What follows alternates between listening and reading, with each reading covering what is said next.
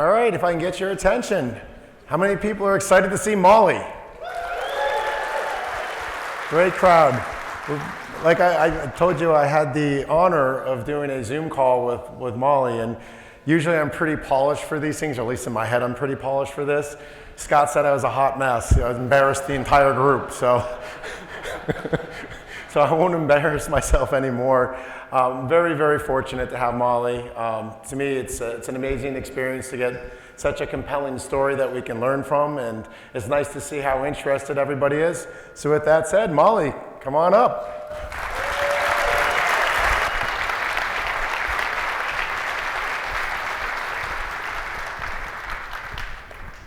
You weren't a hot mess. Hi, everyone. It's so wonderful to be here. And some of you may know my story. Some of you may not. From spinal reconstruction to Olympic hopeful. From starting a brand and a business at 25 and being really successful and then burning that business and my life right to the ground. From the mob to the feds to Hollywood. It's been quite a ride. But the interesting part for me, and the part that I feel we all connect on, are the lessons that we learn through adversity, through that fire. And so I'm excited to be here to tell you my story, but I'm more excited to talk about those lessons because life is hard and there's always going to be adversity, and the more that we can learn and empower ourselves against those challenges, the less that we get affected by it. So the first lesson that I learned that was so profound in my life, I learned at 12 years old. I was a mogul skier. Are there any skiers in the room? Nice. Okay, well, I loved mogul skiing more than anything. And my brothers and I started competing locally, and I was doing really well. I was winning. And then at 12 years old, my whole life changed. I got diagnosed with really severe juvenile scoliosis. My spine was curved at 63 degrees, an S-curve. And the doctor sat me down and said, "You're already starting to have pulmonary dysfunction. And so we have to put you in for surgery right away. And we're going to try to straighten your spine, and then we're going to take bone from your hip, and we're going to fuse your top 11 vertebrae together, basically rendering your thoracic spine immovable." And I remember being 12 years old and listening to this and waiting to ask the question that I was so afraid to ask, and that is, what about my skiing? And then they said something that really pissed me off. They said, "You have to find a new hobby." But, you know, skiing wasn't my hobby. This was my calling. And so I went home, I got the surgery, and I had to take a year to recover. I was homeschooled, and I basically just had to sit still, and it was very boring. And over that year, I was really sad, but something happened. Something changed in me, in that I decided that I had to give it a shot. I had to get back on that mountain, and this was the first time in my life that I stopped asking for permission to do something that really mattered to me. That I decided that you can't control what happens in life always, but you can control how you respond to it. And I put myself in the driver's seat that day. And so I got back on the mountain, and I worked really hard for the next 8 years. And at 19, I made the US ski team. At 20, I became ranked third in North America. And at 21, I made it all the way to the Olympic qualifiers. I stood on top of that mountain thinking, this is the moment of my life. And it was not lost on me that all those years ago, if I would have just stayed in the passenger seat, if I wouldn't have taken initiative and responsibility for my own life, then I would have missed out on that. And then I got on course, and this is what happened. I checked my line.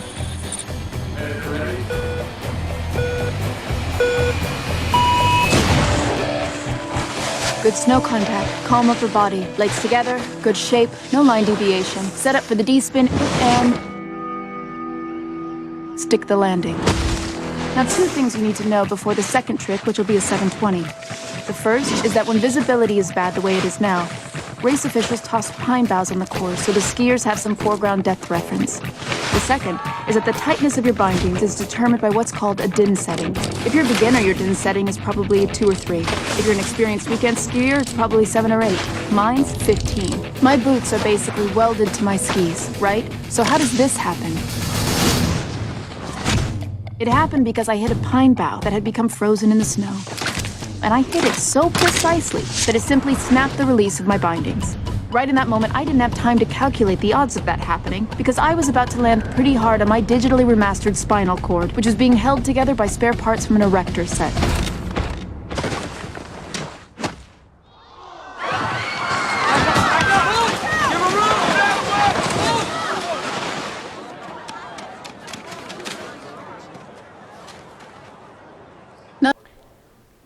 So I retired from skiing. And it wasn't because I didn't show up or work hard or, take initiative for my life. It was because I literally tripped on a stick. And sometimes that happens in life, in actuality or metaphorically. So I went back to the University of Colorado where I was finishing my undergrad, and I had just taken the LSATs.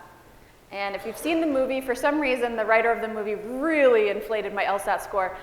But I did, I did pretty well, and I was applying to schools. But my heart was broken. I didn't know who I was without skiing. And so I didn't know how to move on. So I called my dad. My dad's a psychologist. And growing up with a psychologist as a teenager and young adult is a total nightmare. But as an adult, I've found that he's a pretty good consultant at times when I'm stuck. So I called him, and he started his sentence out with the same way he's always started his sentence out. Well, Molly, I've been a psychotherapist for 30 years. This is what I know about life. You have to learn the art of letting go. Life happens. Things change. Sometimes you just have to let it go. And I said, Dad, that sounds really nice, but how do you actually do that? And he said, you know how you trained in mogul skiing? You showed up and you relentlessly trained your body and you trained in the skill. He said, you have to train your mind in the same way. When that thought comes up of, man, I really wish I could change that. Man, I wish that didn't happen. Who am I without this? He said, you have to completely change that narrative.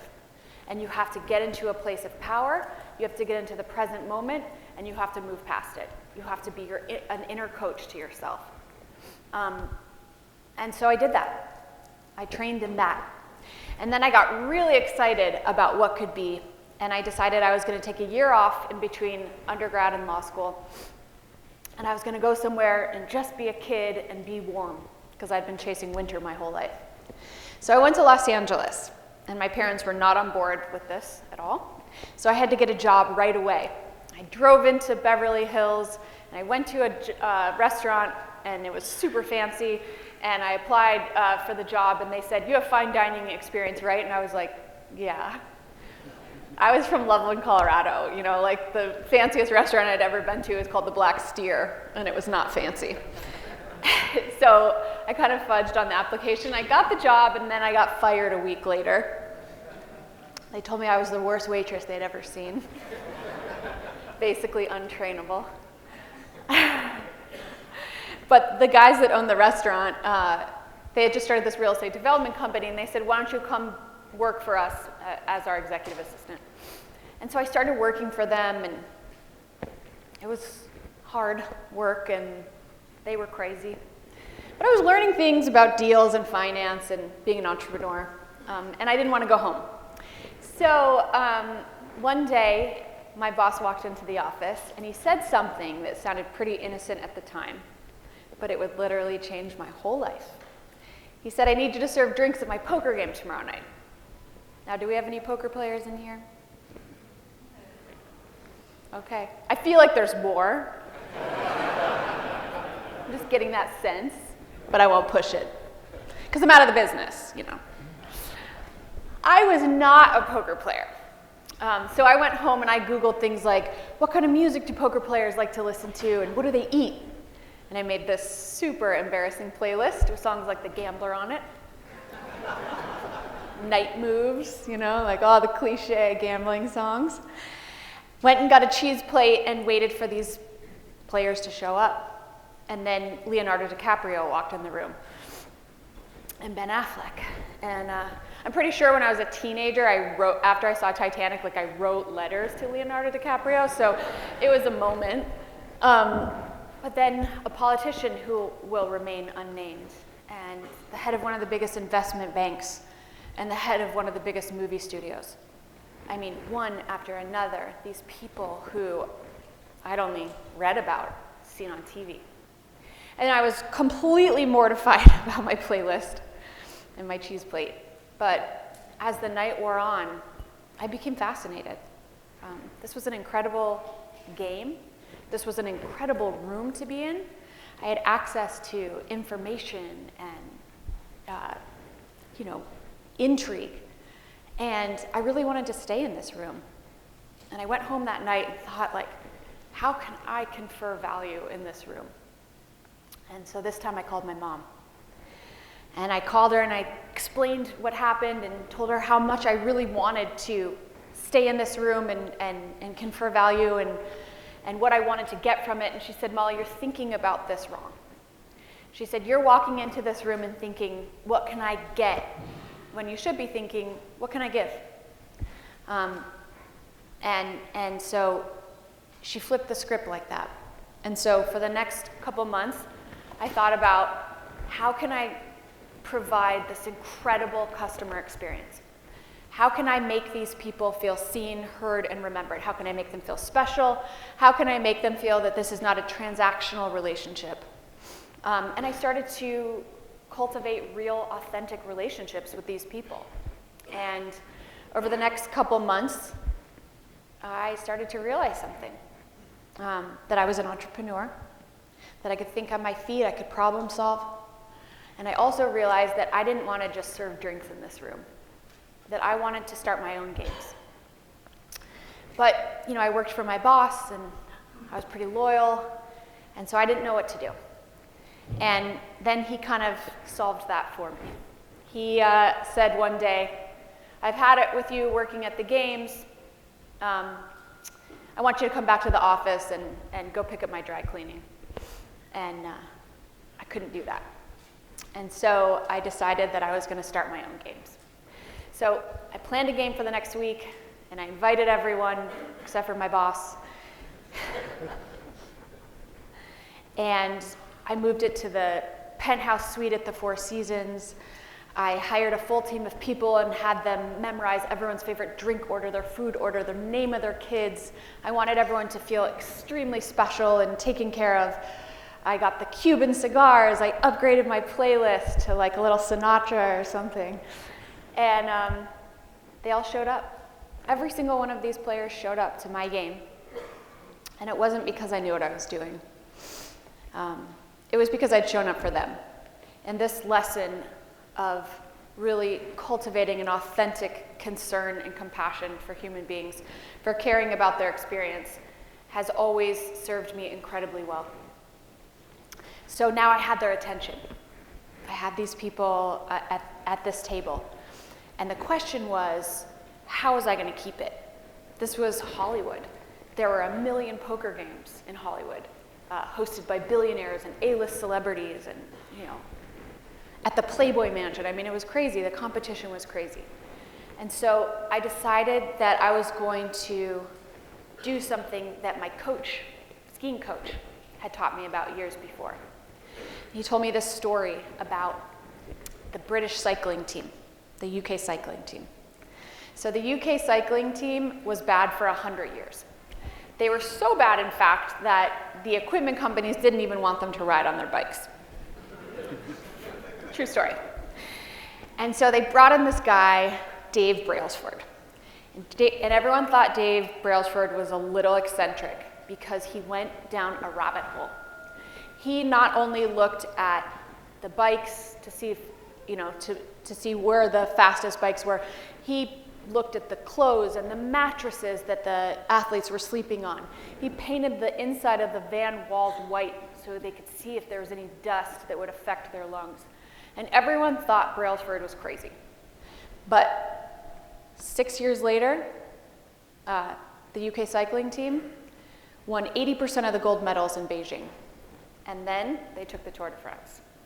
So this story had always resonated with me, and what this story told me was the details matter. Constant state of growth matters. If you're constantly improving, you are going somewhere. If you are staying still, you are stuck and you are going backwards. And so I started taking notes every game. How can I improve this experience? How can I make this experience better? Where are the problems here that I can solve? Where are the strong parts that I can make better? And this attention to detail and this sort of attempt to stay in constant growth really worked so well. For 6 years, my game was the game that everyone played in. I made so much money. I made millions of dollars. It was crazy. I had this insane network. I was learning about tech and finance and business and Hollywood and the art world and everything from people who were really running these industries. And it was this incredible time in my life. You know, I was 25 years old and having a good time. And then in the 6th year of running this game, I ran into a big problem. One of the most famous celebrities in the game, we've all seen him in movies, decided that I was making too much money. And by this point, I was guaranteeing the game. I had an event planning company. I was traveling around the world to recruit players. I was not serving drinks anymore. This was a business. I had 20 employees, and he decided that I was just making too much money. And he wanted me to make less money so that he could win even more money at the tables. And so he said, either you cap your salary or give me a piece of your salary, or, you know, we're gonna have a problem. So I went home and I was fully aware of the power of this guy. And I was fully aware that strategically, this might have been the right choice. But there was no dignity in this. And so I had to pass. And then he did what I was afraid he would do. He went behind my back and he stole the players and stole the game. Called me a couple weeks later and said, don't bother calling anyone for poker this week. I've taken the game and you're done. So just like tripping on a stick at the Olympic qualifiers, everything changes in a minute. And this would have been an excellent time for me to go back to school. My parents would have really liked that. Or to do something different, maybe it's something a little less in the gray. But I was pissed. And I didn't want to go out like that. So I decided that I was going to build the biggest poker game in the world in New York City on Wall Street, because it seemed like there was a lot of gamblers there. Now, the problem with my ingenious plan was, I mean, there are so many problems, but it was 2008, really bad economy. Maybe not the best time to build the biggest poker game in the world on Wall Street. New York City had a ton of poker games. They had been run by the same people for 20 years. And I didn't really know anyone in New York City. So these were my issues. But what I know about when things have been done the same way for 20 years by the same people, there's probably some room for innovation.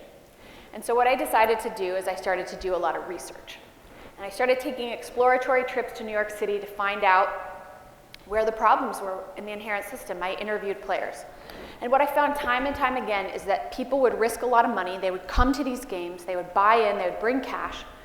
And a lot of times they wouldn't get paid out if the game didn't get paid out, even though these game runners were taking an illegal rake and making a lot of money.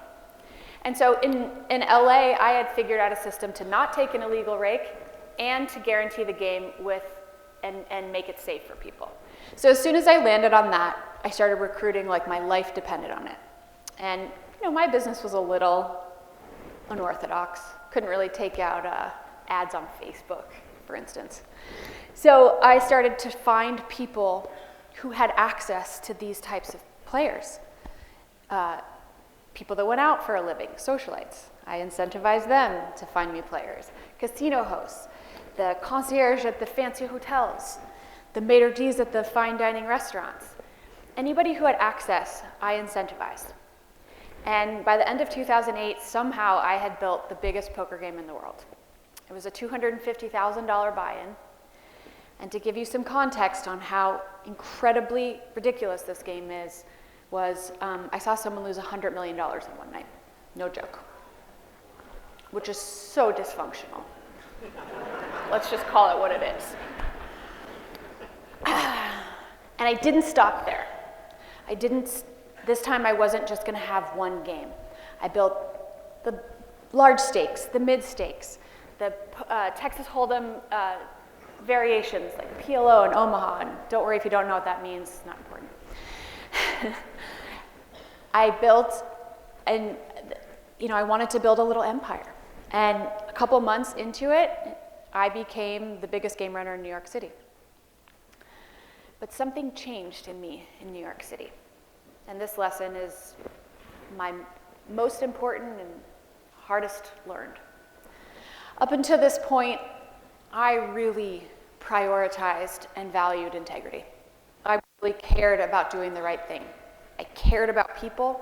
I cared about their experience. I didn't let people play if I thought they couldn't afford it. I asked people to not play if I thought that they were gambling addicts. I vetted people to make sure that they were on the up and up. I wouldn't have a game if it didn't feel right. I valued relationships with my family and my friends, and something changed in me. I got caught up, and I started to get greedy, and it started to never be enough. And I started making decisions that were not aligned with those core values. Integrity comes from the Latin word integer, and it refers to a wholeness in which you act in accordance with how you feel inside, with who you are. And I stopped doing that, and I started to feel broken. I started to feel divided. I stopped talking to my family as much, kind of stopped talking to a lot of my old friends, made new friends, and I was just really caught up. And so things started to go downhill. And I had lots of other problems. The first being, I had just recruited these guys for the big game, the $100 million game. And they seemed like incredible recruits. All they wanted to do is play poker every day for incredibly large amounts of money. And I had them vetted and all that, and their stories checked out. But I kind of had that gut feeling that I ignored. And it turns out that they were running the biggest insurance fraud scheme in New York City history, and they had alleged ties to the Russian mob. So don't ever hire me to recruit for your companies. The next problem I had was there was this player in LA, and his name was Brad, and we called him Bad Brad because in 3 years of playing, I'm not sure he won a hand. And I even would pull him aside and say, Brad, I don't think this game is for you. Or can I get you coaching? But according to everyone, he was super rich, and he said to me, Molly, this is my social life, and I love it. And I said, okay. And everyone thought they were, kind of getting one up on Bad Brad, and they would always ask, is Bad Brad playing? And he was great for business. But something happened at the table. He started to talk about his returns from his hedge fund, and everyone started investing with him, even though Bad Brad seemed to not be able to figure out that a straight beats, a pair, okay? Anyway, everybody started to invest with him, and Bad Brad may have lost $5 million at the table, but he raised $30 million for his hedge fund, which turned out to be a Ponzi scheme. And so when Bad Brad got in trouble, he sang like a canary about the poker game and all the money that he had lost. And so we all got sued for the money that he lost. And the tabloids got a hold of it. So now this secret underground poker game's not so secret anymore. It was all over the tabloids. And the next thing that happened before this whole thing blows up was I had a little run-in with the Italian mob.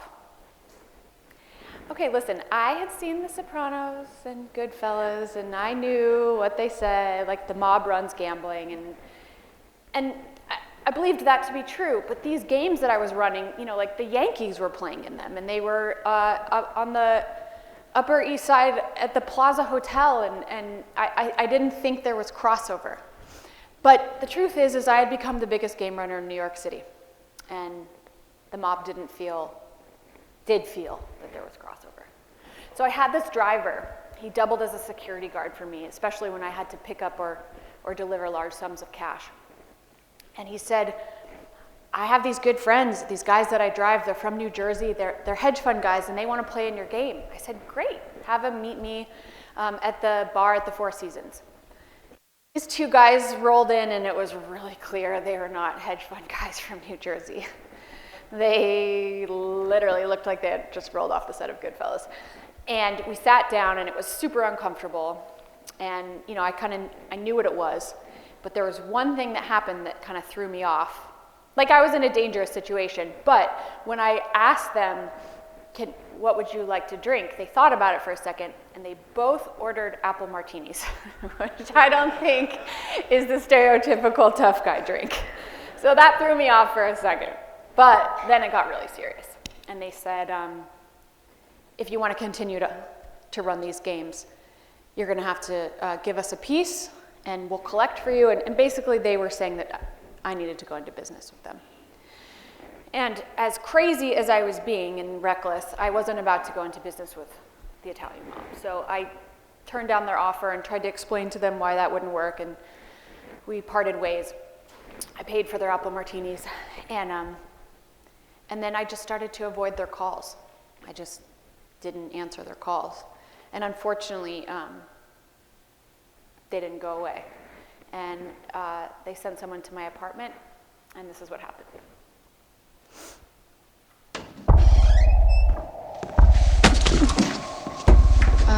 Sorry, you're in the wrong. Wait, okay, hold on a second.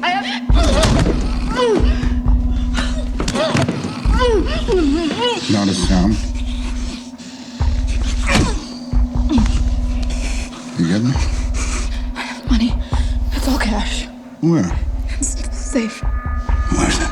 It's in the closet. Show me.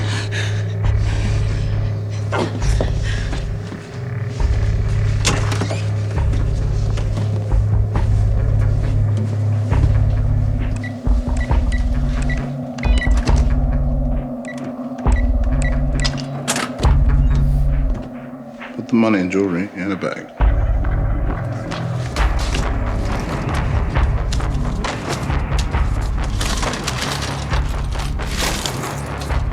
Gold bars, too.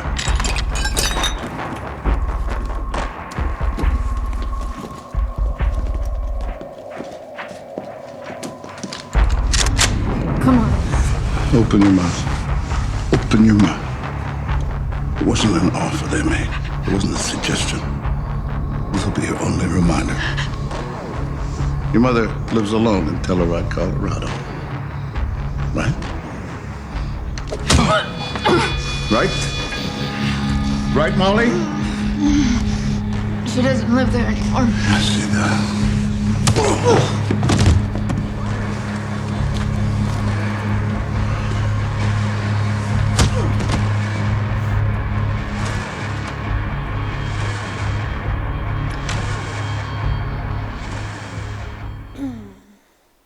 So things had gotten very dark, very dangerous, and now not only am I putting my own life in danger, I'm putting the lives of my family. And I had no idea what to do. For the first time in my life, I truly had no idea what to do. And I waited for their phone call. My face was really beaten up. My ribs were broken. I just waited in my apartment. I didn't want to go outside. I didn't call the cops. I didn't tell anyone. I was terrified. I was terrified that they would find my family or they would do something to me if I told anyone. So I just waited for their call, and it was dark and terrifying. And a couple weeks went by and I hadn't heard from them. And I got the newspaper, and On the cover, it said 125 arrested in the biggest mob-related takedown in New York City history. And I never heard from them again.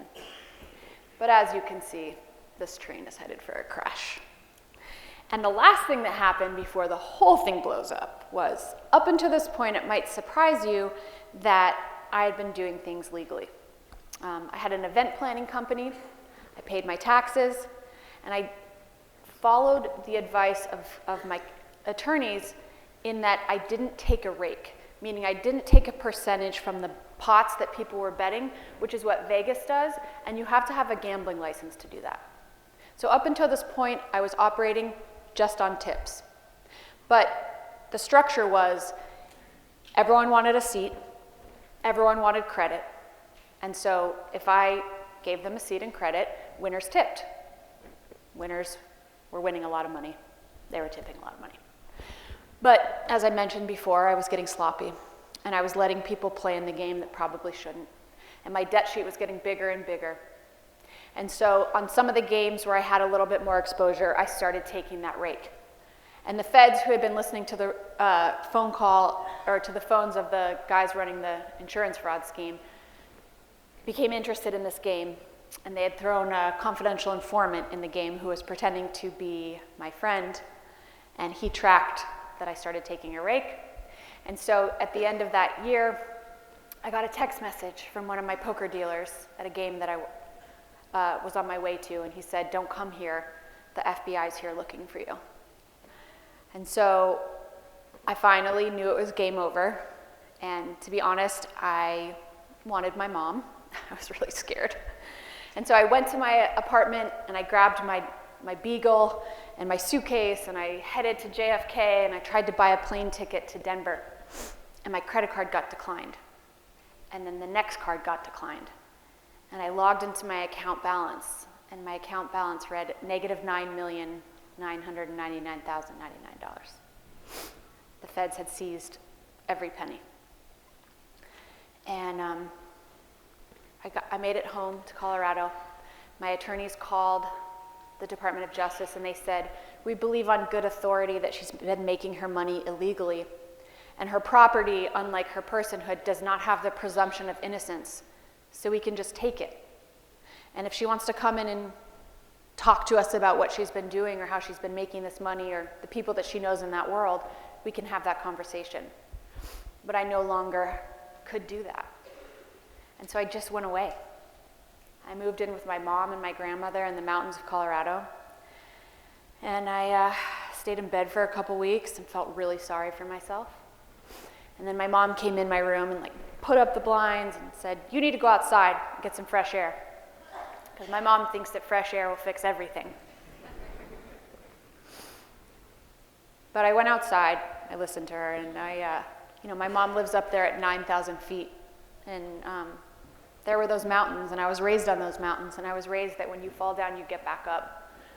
So I decided that that's what I was going to attempt to do. And in order to do that, I needed to do two really important things. First of all, I had to own that this mess I was in was 100% my fault. No one else was to blame. I had all the opportunities in the world. I knew what I was doing. I knew the law that I was breaking. That's that. And then the second thing I had to figure out how to do was to forgive myself. Be accountable for it. Stand up for the consequences. But figure out how to move on. And that took a minute. That was hard. Both of those things. And about 2 years later, I started to get to a good place. And I got a job finally. It was not easy to get a job. Nobody wanted to take my phone call. But I got a job with this production company in Los Angeles, and I moved back to this small little modest apartment. And it kind of reminded me of, 10 years before when I had done the same thing. And I thought, okay, here's my fresh start.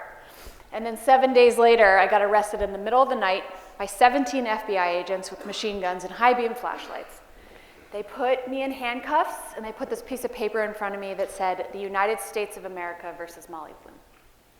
The 2 years that I was living with my mom, trying to put myself back together, the feds were building a case. So I had a day and a half to get to New York City to find an attorney that's going to represent me in the fight of my life, and I don't have a penny. And my mom, who is a saint, an actual saint, had just flown to Los Angeles to put up her house for my bail. So my mom and I are going to these meetings. We had 8 meetings that next day before the arraignment. And 7 out of the 8 attorneys said, if you can't pay a retainer today, we can't represent you. And then my 8th meeting was Jim Walden. And he took one look at my mom's face and he said, okay, I'm going to help you guys. And he said, and we'll figure out the money. And we went to the arraignment, and it was terrifying and crazy. And then after the arraignment, I walked into his office, and I said, okay, Walden, what's our strategy and what's our angle? And he said, integrity is going to be both our strategy and our angle. And that just brought it all back home. It kind of like hit me in the gut. Because that is truly who I wanted to be and who my parents raised me to be. And I felt like I had come so far from that. And I said to myself in his office in that moment, never again will I depart from who I am and the things that I care about and the things I believe in. And then life gave me an opportunity to test that out a couple weeks later. The prosecutors wanted a meeting with me. And they said, Molly Bloom, you built one of the biggest underground high-stakes gambling syndicates ever. But what's interesting and unique about your operation was your clientele. We don't care about the mobsters. We don't care about the fraud. We've got that. We want to know about the politicians and the billionaires and the celebrities. And if you're willing to become a confidential informant for us and work with us and wear a wire and get information from these people and find out what they're up to, are they betting sports, what are they doing, we'll give you all your money back and we'll keep you out of jail. We'll give you a deferred prosecution. And I had 48 hours to make that choice. And I went home and I got real clear on something. A couple years ago, I had owned this was my fault. And a couple days ago, I had made myself a promise that I had to do what I believed in. And what I believed is that I needed to stand for the consequence of my actions. And to turn around and ruin the lives of people who I knew the name of their kids to get out of trouble was not in alignment with that. So I made a really hard choice, and I decided to pass on that deal. And I waited to get sentenced, and I was looking at 5 to 10 years in prison. And I got lucky. I got a judge that was very disappointed with my life choices. I got a full dissertation on that. But that said, listen, I don't think that putting someone in jail who ran a game of Texas Hold'em is the right move here. So the good news is I didn't have to go to jail. The bad news is I had to go to dinner with my family that night. And I have these 2 overachiever little brothers, okay? My littlest brother was #1 in the world at 18 in mogul skiing, went on to win 3 consecutive world championships, competed in 2 Olympics, going into both Olympics, #1 in the world. After the Turin Olympics, casually went to the NFL Combine and got drafted 5th round of the Philadelphia Eagles, was an Abercrombie model, and most recently, the kid who we thought was just the athlete started a software company and sold it for like $1 bazillion. That's little brother. Middle brother is a Harvard-educated cardiothoracic surgeon at Massachusetts General who has literally dedicated his life to saving children with congenital heart defects.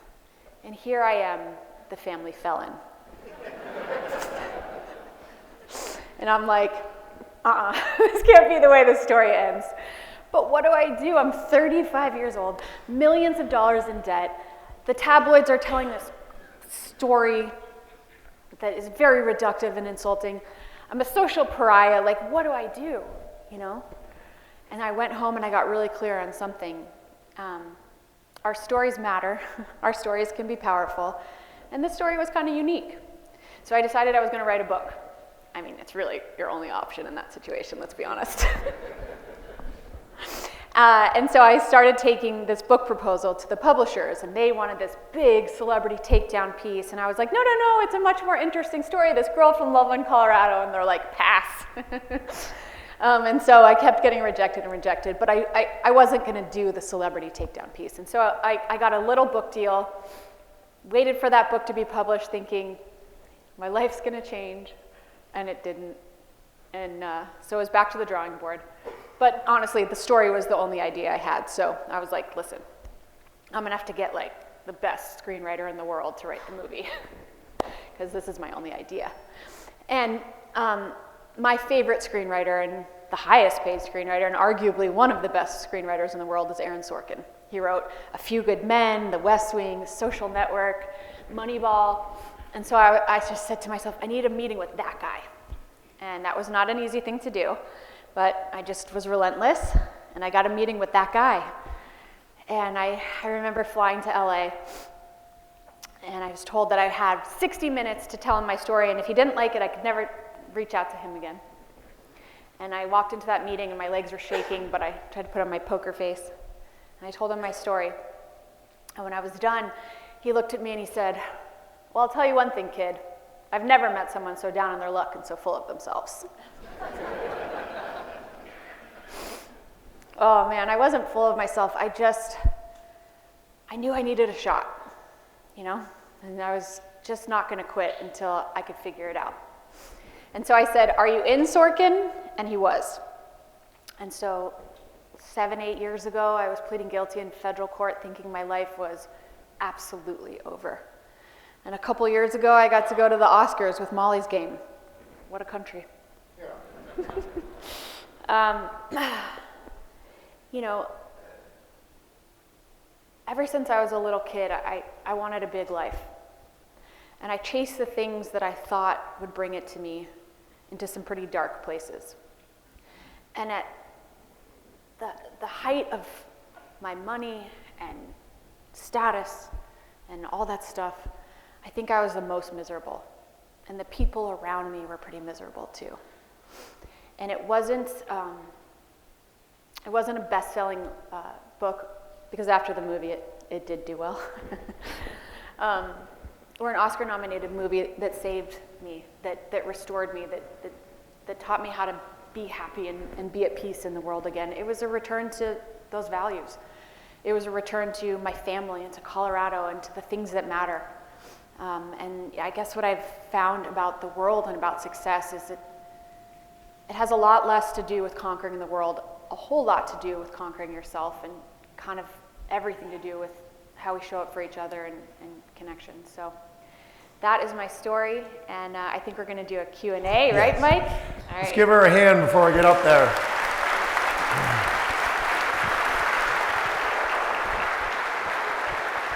Great job, Molly. Great job. Awesome, awesome job. Thanks, Mike. Well, if it's any consolation before I start, we wouldn't pay either one of your brothers to come here and talk to this crowd, right? It is huge consolation. Huge. Wouldn't even be on the radar. Your story, you know, for me, just touches so many things, and your perseverance obviously comes out. But before I get into any of that, the thing that, you know, obviously was most disturbing is that video. Mm-hmm. And I remember seeing it when I watched your movie live. And I'm hoping that some of that was Hollywood and it wasn't as bad. I mean, some of the movie, there was some Hollywood, but Aaron and I sat down and worked on that scene, and he wanted it to feel very real, and that was exactly the way it went down. I think of my daughter. I think of any woman I know, how vulnerable that must have been. And I know just from talking to you briefly, how did you come out of that? I mean, the fear, that vulnerability. You know, I had a lot of emotions going through over those 2 weeks when I was just in my apartment.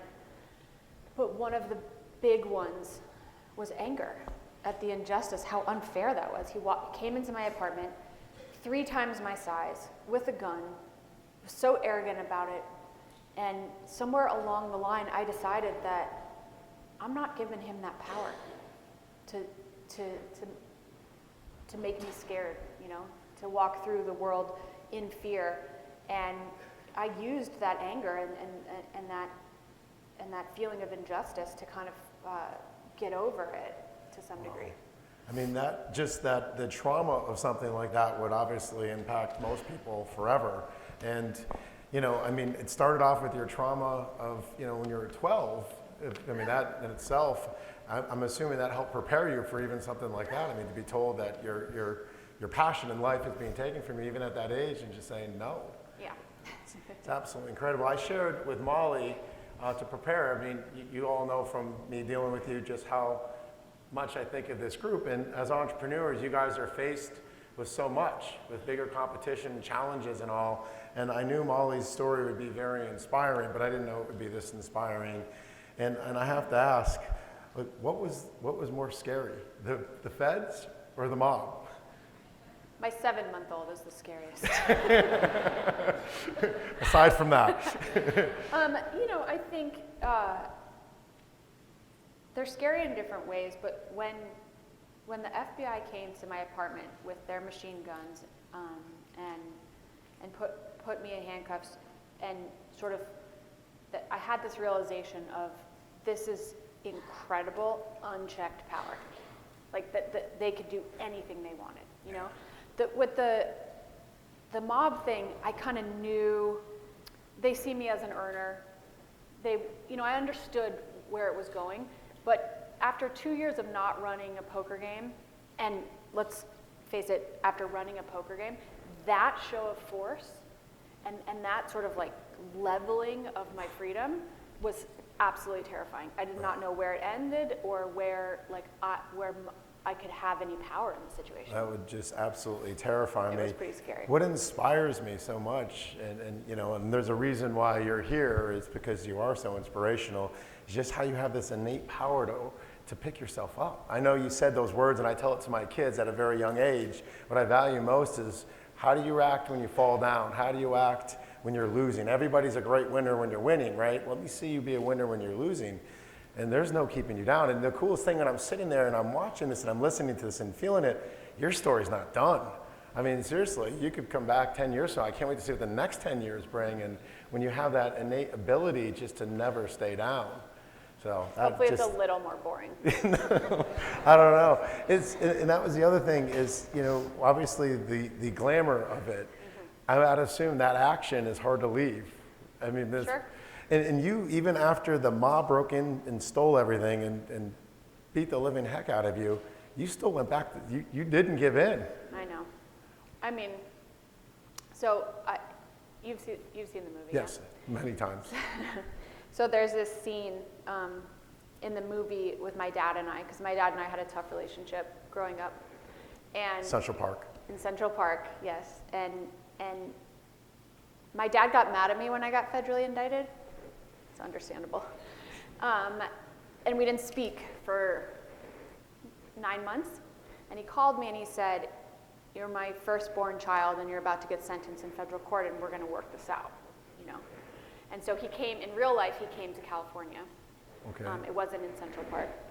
But we had this conversation and I finally asked him this question that I was so afraid to ask him because I was so afraid of the answer, which was, "Why did you like my brothers better than you liked me?"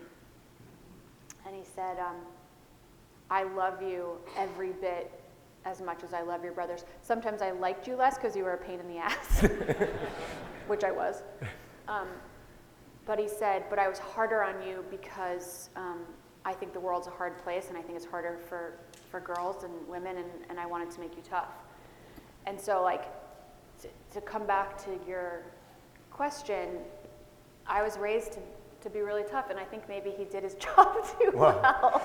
I guess he did. But you know, that was also this like moment of incredible healing with my dad, and I like to tell that story because I literally could have gone my whole life without asking that question and having my version of the story in my head, and then I got the truth, and my dad's my best friend now. Like he called me before this and he's like trying to coach me and I'm like, "Okay, Dad." The other part of your story that I learned is you toggle back and forth for your parents for different reasons at different times. And it's a skill set, obviously I think it served you well. Your mom had a place at a certain time and your dad did. And one of my takeaways sitting there is, you get caught up in your business and your families and your obligations. And like you, I always want to reinvent, do a better job. But I'm like, I don't know if I spend enough time with my family. I know. I'm just thinking about that. But it's hard. And the other thing, for whatever it's worth, and I'm going to turn it over to the audience soon because I don't want to make it about me. And I'm sitting there, I hope my daughter's like you. I hope my daughter has that. You're going to make me cry. And I hope my daughter, seriously, can pick herself up and fight back. The fact that you didn't let that guy scare you away, the fact that you didn't let that doctor, the fact that you didn't let the attorney, how did that feel when he took your case, by the way? That must have felt. He's the best guy ever. He's one of my closest friends. Wow. And he does such great work in the world. And, he changed me in that moment. When people are down like that and hopeless, if you can find someone or if you can be that person that helps them, change the course of their entire life. Wow. How terrified were you going into sentencing? Because you didn't know you were going to walk out of there, right? No. Everyone thought we all thought I was going to jail. Wow. Yeah, it was 5 to 10 years? We didn't think I would do 5 to 10 years. We thought I would do a couple years. You thought about a month. Yeah, exactly. Yeah, I mean, that's a whole other level of fear when you think about losing freedom. Was that so exhilarating hearing that? I lost my legs. I just. Oh my God, that must have been a great meal on the way out of that. It was for sure, but then I had I remember sitting there being like, I'm 35 years old. I'm millions of dollars in debt. I'm a convicted felon for life. Sitting next to these two incredible brothers, I gotta fix this. Who I wouldn't pay to come see us. So, I mean that sincerely. They're both I would have bet awesome on you humans. back then. I'm sure they're great people. They're but, awesome humans. But there's not a lot of Mollies that can do this. So, thanks, Mike. What do you think of that story? I mean, that is amazing. Last question, then I'm going to answer questions. Got a little tear in my eye myself. What was the emotion of some of the people in the poker tournament when they lost $100 million or millions of dollars? I mean, my God. Well, interestingly enough, that guy that lost $100 million was very stoic. That's $100 million. Oh, I'm aware. I lose $20. It's like whew. Same. But a lot. But I've seen let's just put it this way. I've seen a lot of grown adult temper tantrums. A lot. The other thing, takeaway, and again, you hit so many, things, and for me, is your core values. And, I had a boss once, and I'll leave him nameless, but he's in this room, that, one of the things that attracted me and I moved across country during the Great Recession, took a job, new career, not knowing that the world was going to end, bought a house at the height of the market, watched it go down like a boat anchor, missing sales budgets by 30%. My wife just had her third child. I think I'm going to live in my parents' basement.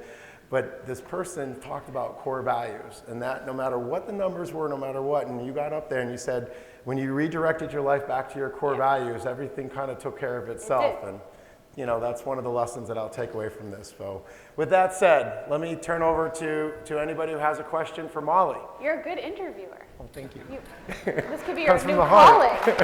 Seriously. Thank you. I appreciate that. It comes from the heart. It's not prescriptive. That's why it's awesome. Paul. Yes, Paul. I noticed the game maturing and a lot more females getting into the game. Were there a lot of female players when you were running the game? So I didn't let pros in. If I would have let pros in the game, I think that we would have had some women players. But I always say, women are too smart to risk $250,000 on a recreational poker game.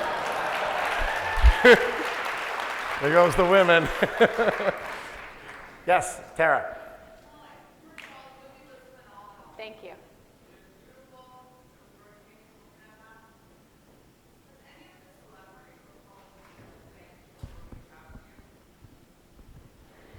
The question is, have any of the celebrities or politicians thanked you or reached out to you? Not really. They should. Wow. Yeah. Before I pick up one more question, I just one more comment. Rod, I promise I'll call on you.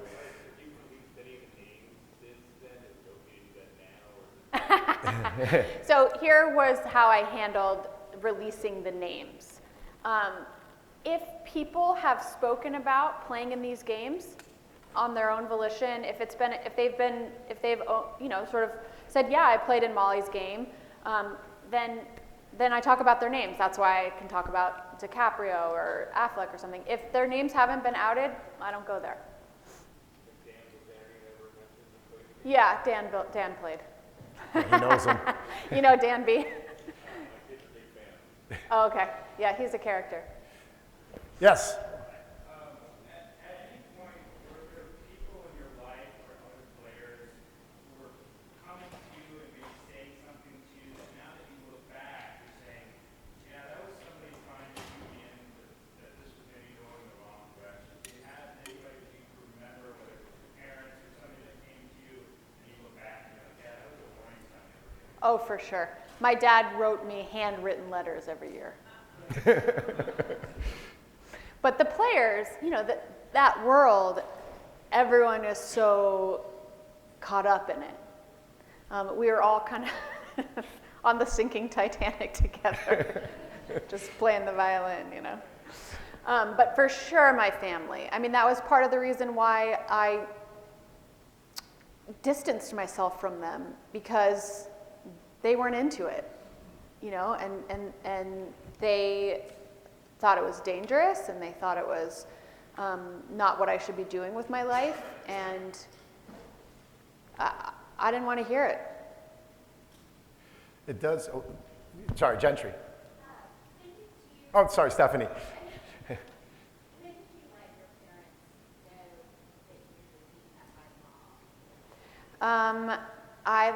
I told them about it when I was writing the book. That must have been hard. Yeah, it was Anthony. really hard. What was your plan going to be if the Italian mobsters had not gone to you? I really didn't have a plan.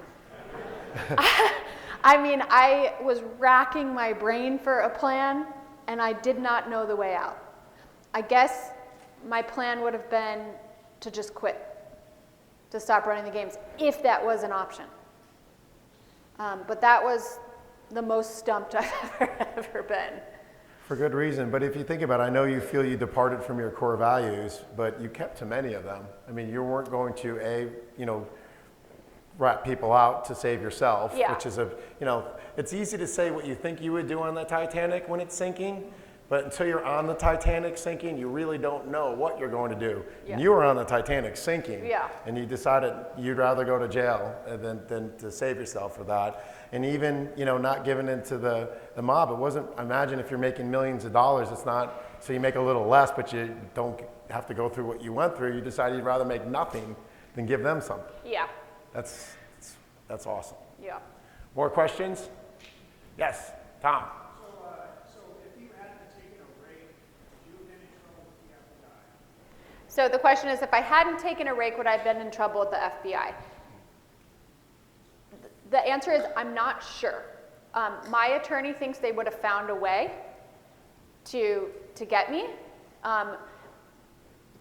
The federal statute is running an illegal gambling business. That's what I got indicted on. And before I got indicted on it, the courts would constantly throw poker out of that charge, because the language in the charge says running games of chance. And you can make a really strong, compelling, accurate argument that poker is a game of skill. You're playing each other. And they finally they overturned a case, they upheld the precedent, and then they came after me. So Jim, who was a former federal prosecutor in New York City, thought that they wanted, this treasure trove of gossip and flashy indictments for the big flashy people, and that they would have figured it out how to do that. But I don't know for sure. Yes, back there.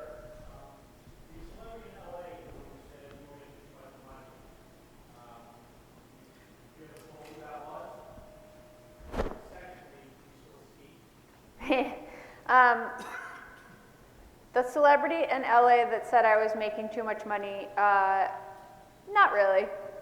you could, it kind of, the book you could probably use deductive reasoning to figure it out. And then skiing is my favorite thing in the world. Good for you. Yeah, no more moguls, but.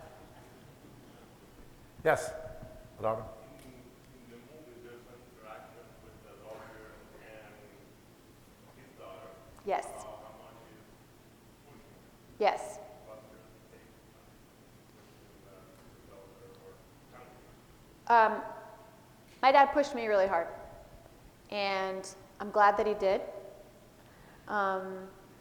He was a little psycho about it. He could have toned it down a couple notches, but I think he held our feet to the fire in that if we started something, we needed to finish it. If we're going to do something, we give our all. And we, one of his main things is don't let fear hold you back. And the other thing is he calls it constructive suffering. Figure out a way to get a little bit uncomfortable, whether that's discipline or fear or, doing something in which the odds are pretty stacked against you, but that feeling of discomfort, be able to move through that, be able to be uncomfortable for a greater outcome. And I'm so happy that he did that. Wow. Back there?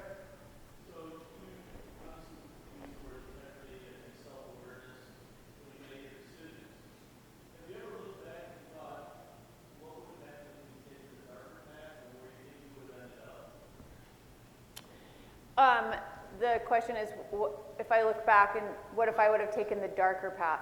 I mean, I feel like the path was a little dark already. Yeah, I was going to say, what is that darker path? But if I would have, took the plea deal, become a confidential informant. Yeah, I think about that, and I think that that would have been a really bad outcome. I think that they would have been able to I would have had no agency over my life.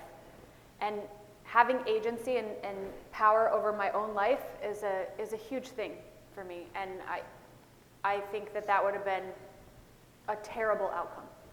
Wow. And then I also would have felt terrible to destroy people's lives, particularly for these things that I don't think are major harms on society, like sports betting, which is now legal. Yes.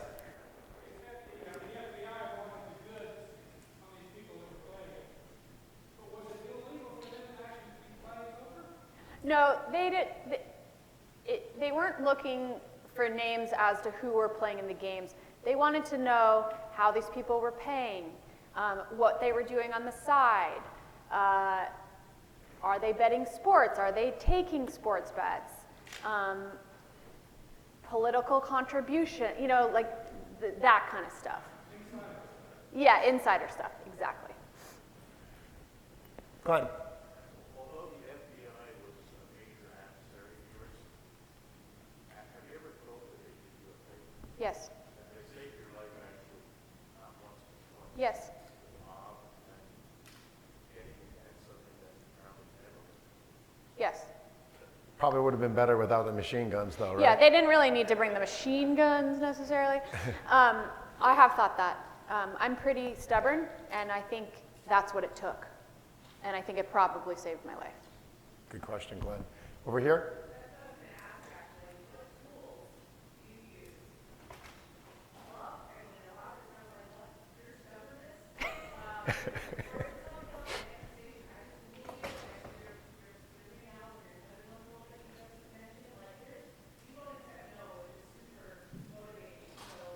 Yes.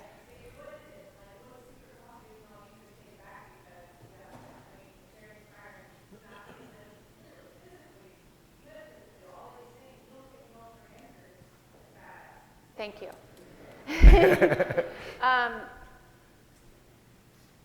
So I'm so happy you asked that.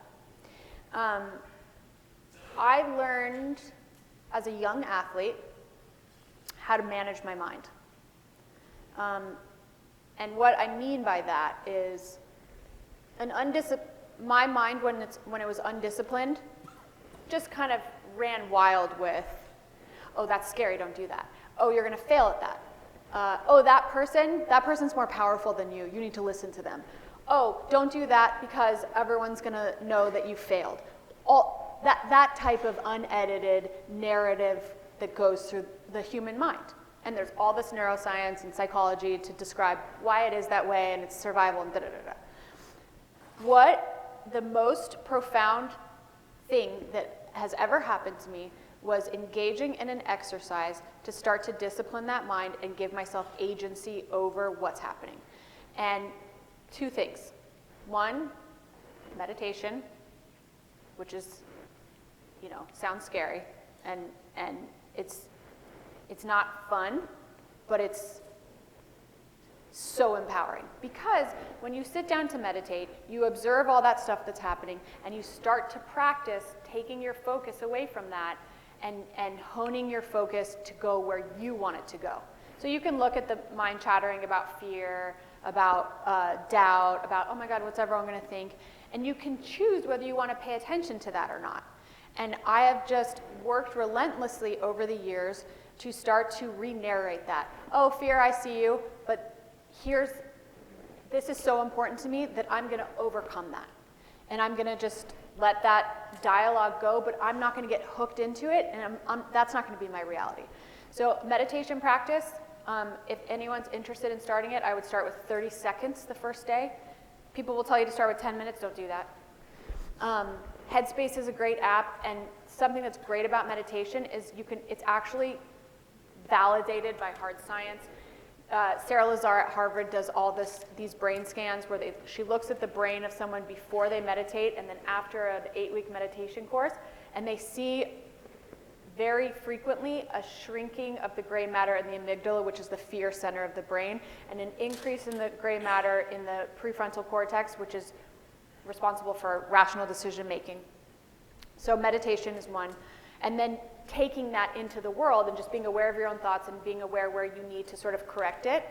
Contrary action, being afraid, I don't want to do this, doing it anyway, over and over and over, until you sort of like kill that part of yourself that's like, I just want to procrastinate, or, and then having a character practice or having an inventory practice where I look at how I showed up during the day, and I look at the things that are important to me. Was I courageous today? Was I kind to people today? Continuing to stay sort of up on how's my character doing? Because what I found is when I let that go, there was no more fighting for myself. There was no more fighting for the world. I didn't like myself. I started drinking too much. I mean, all the things fell apart. And so, a character practice, a mindfulness practice, and then being really intentional about the people you surround yourself with. Because if they're not going to support your dreams, if they're not going to support your goals, if they're going to be negative, I myself, I'm really easily influenced by that when it's my core group. And so just surrounding yourself with people that are like, yeah, you can do that. So those would be the three things that I would say. Few more questions. That was awesome. Few more questions. Yes. When people you surround yourself with, a couple of them, it sounds like you treat perhaps the driver or the one man, do they have to give a credit to them? They make sure you leave those decisions. Yeah, you're right. They shouldn't. And I'm not sure if anything happened to them. I sort of lost touch. And there was a lot of people that world screwed each other over constantly. Fair game. It was always about money and angling and stuff, and that was part of the reason why after I got some distance from it, I didn't miss it. Awesome. Yes, Tim. My favorite place to host a game, Vegas. We're going to Vegas in 2026. You should come join us. I'll Just be book there. Caesar's Palace. When's the next game? What's that? When's the next game? Oh, okay. Well, I mean, I got like an hour before my flight, so What, did you have a question? Thank you. Yes. I'm working on my second book, and it's really about what we were talking about, how to have power and agency over your life, your mind, the outcomes, and doing a documentary on it as well, and a podcast, and yeah, just raising this human. I can't wait to see how you incorporate both your mom and dad and how you raise your daughter. I'm just gonna bribe her to like meditate and stuff. Last thing, and then if you have time, I know you have to get out here at 11:30 for a flight, if you could take a few pictures. Sure. That would be fantastic. Yep. What's better, LA or New York? Colorado. Nice. Let's give Molly a hand. It's so good at interviews. Amazing. Oh,